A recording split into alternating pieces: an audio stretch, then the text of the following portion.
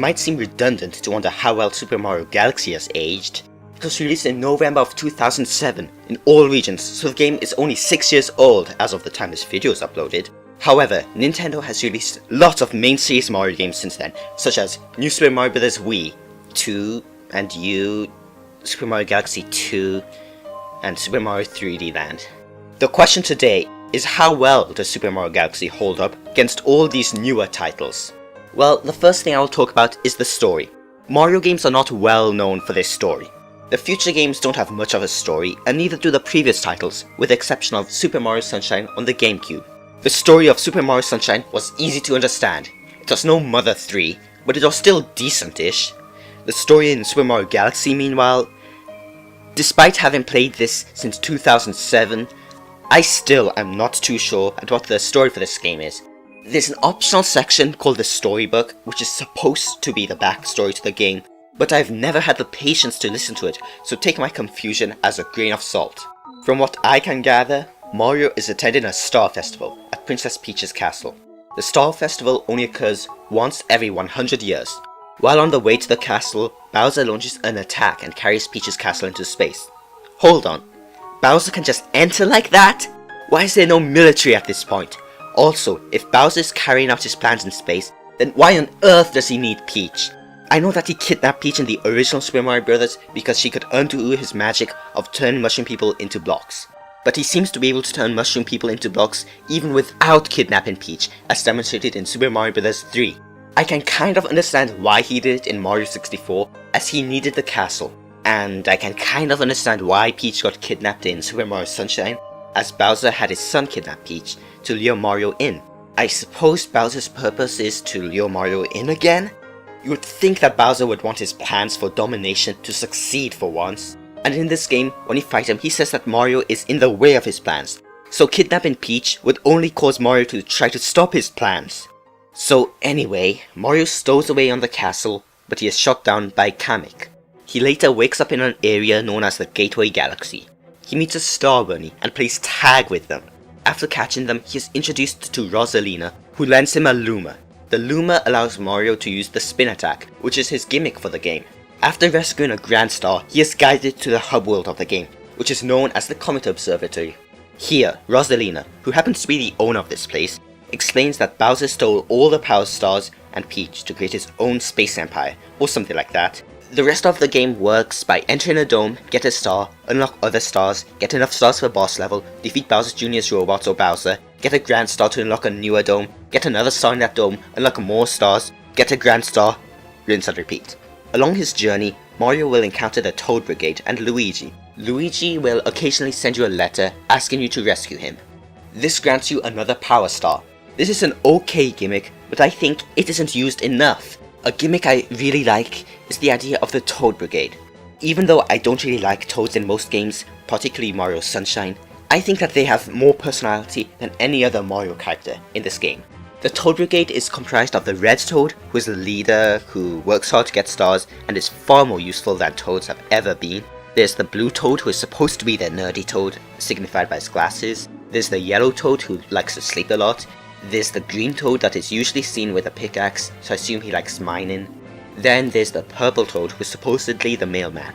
Thankfully, voice acting is gone in this game, so most of the characters just make sound effects. Toads, Bowser, and Bowser Jr. no longer talk. Mario makes his usual sounds, and Peach might say a word or two when she makes a reappearance. Rosalina only says a word or so during the cutscenes. Anyway, so after getting enough stars to get to the center of the universe, Mario takes on Bowser again. It's still rather easy. So Mario and Peach start to walk back to the Comet Observatory, but a mysterious black hole caused by Bowser falling to a lava planet or obtaining the final Grand Star sucks everything into it. The Lumas jump into the black hole, and this causes Mario to enter some sort of strange dimension, where Giant Rosalina tries to explain the situation to Mario. Apparently, the universe is reset. So Mario, Bowser, Peach and company awake in the Mushroom Kingdom, and Mario realizes that the universe has reset. After the credits, Mario somehow returns to the Comet Observatory to collect the rest of the stars. Rosalina says that getting enough stars allows Mario to go to an alternate world, but getting all the stars allows Mario to do absolutely nothing new. The player, however, gets to restart the game as Luigi instead of Mario. Luigi has less traction and high jumps, by the way. So that was the story to Super Mario Galaxy. This story is just not very good. But once again, take my opinion as a grain of salt, as I haven't accessed the backstory, which could explain why I don't understand much in this game. When I first got to 120 stars all those years ago, I was really anxious to see what this alternate universe Mario would enter was going to be.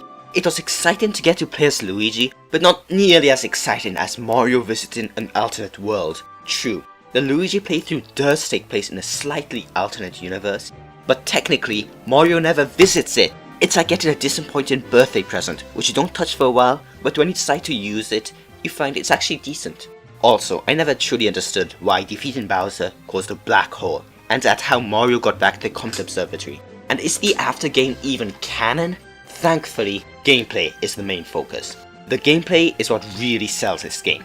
Mario doesn't have as many moves as in Super Mario 64, but he still has all his important jumping moves. He still has the backflip, triple jump, side flip, and the long jump. The gimmick for this game, the spin attack, gives you a short boost of height. It also cancels most of the momentum you are carrying, so it's great for cancelling out of the long jump. Out of all of Mario's attacking methods in the 3D games, I like the spin attack the most. I like it simply because of how easy it is to hit enemies. If an enemy is slightly to the right or left, then you won't miss, which is something which happened in previous games. The side flip, meanwhile, works a little differently than the previous 3D Mario games. I think it's to take into account of the different gravity in this game. The control is a small but significant twist on the successful Super Mario 64 formula. To be honest, I think that the main selling point of this game is the gravity physics. Since Mario is jumping in space, naturally gravity is incorporated into this game. When I first played this game, I found it very awkward to run upside down or sideways, but I eventually got used to it. It was the first time I'd ever played anything with a gravity gimmick, so that was probably the reason I found it uncomfortable. But how many other games have this sort of level gimmick? The only one I can think of is that space level in Sonic Adventure 2. This is one of the few actual learning curves in this game. My favorite aspect of the game, as of this review, is definitely the art style. It's just so creative. My favorite galaxies are the Honeybee Kingdom and the Toy Time Galaxy. I like these galaxies because they don't fall into the usual cliché video game level themes. I really hate the cliché video game themes, such as the desert levels and the lava levels. Granted, this game does have a desert and lava level, and naturally, I'm not too fond of these levels. I appreciate what the art department did to try to escape from the firmly established video game themes. Another thing I really like is the power-ups in this game. Flying Mario feels like the wing cap in Super Mario 64 done right. The only problem is that it can only be used in one level, apart from the hub world. I understand why, as it's difficult to make fun levels out of this gimmick. My least favorite power-up is the Spring Shroom. I hate it because it feels automatic. I want to have full control of the game in order to have fun. The Fire Flower in this game works as a temporary power-up. I don't find this too useful, so there isn't much I can say about this except use spin to throw fireballs. The Boost Shroom is the pinnacle of unused potential. This is my second favorite power, as it's so fun to be able to infinitely hover while keeping total control. The most commonly used power-up is the Bee Shroom, which is more of an alternate form rather than a power-up, as getting this power-up gimps your spin attack to not give you vertical height in the air, and it also disables your wall jump, backflip, long jump, and side flip. It gives you the ability to hover like a bee and stick to certain walls though. That leaves my favorite power-up in the whole game, Ice Mario. I think that the Ice Mario has so much unused potential. Any water surface Ice Mario walks on turns into ice, and spinning on ice allows Mario to skate.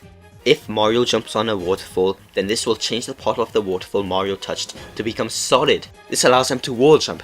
I feel like this power-up could have been used for timed levels, so the power-ups are what gives this game so much personality. Another really good aspect of Super Mario Galaxy is the boss battles, or so I used to remember. When replaying the game for this review, I found all the boss battles, well, easy. In fact, I found most of the game easy. I was aware that this might be the case, so I played with a self-imposed challenge of not getting the life mushroom, which doubles your health. If I still found the game easy with half of my usual health, then I can only imagine how easy the beta version must have been. In fact, Mario had 7 hit points in the beta, while in the final product he had 6 hit points with the life mushroom. I admit that the boss battles are satisfying to play. Hitting Bowser with a spin attack is so satisfying. This is mainly because you activate the spin attack by shaking the Wii remote, and using a motion attack to send Bowser flying is strangely satisfying.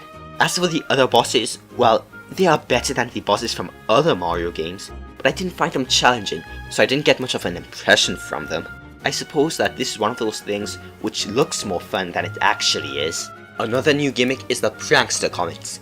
These add additional challenges to the galaxies. There's the Red Comet, which is a regular level with a time limit. There's the Quick Comet, which is a section of a regular level made quicker, obviously. There's the Death Comet, which decreases your maximum hit points to 1. There's the Purple Comet, which forces you to collect 100 purple coins. If there's a time limit, then the coins are set in a more linear path and shouldn't take up too much time. If there isn't a time limit, then you're going to spend a lot of time exploring a level to find every single purple coin. I really hate these types of purple comets, simply because of how monotonous and time consuming it is. There's also my favorite type of comet, the Shadow Comet. This is like the Koopa the Quick of the game. Since I like those race levels, naturally I like them in this game as well. The Shadow Comets are much harder as Luigi, so there's at least some reason to play as him. I can't help but feel that these comets are more catered to the hardcore audience than the casual audience, as some can be quite challenging. My overall opinion on the game is that I still think that this game is good. I feel that it was better in memory than in actual gameplay. This might be my sense of nostalgia. If this game is old enough to create nostalgia, before this review, I hadn't played the game for several years, so maybe that is what made my memory a little fuzzy on the game. As of this review, I consider this game to be the apogee of Mario's career, but my opinion of the future games could change when I review them. My final score to this game is a 90 out of 100, since my only real problem with the game is that it's too easy.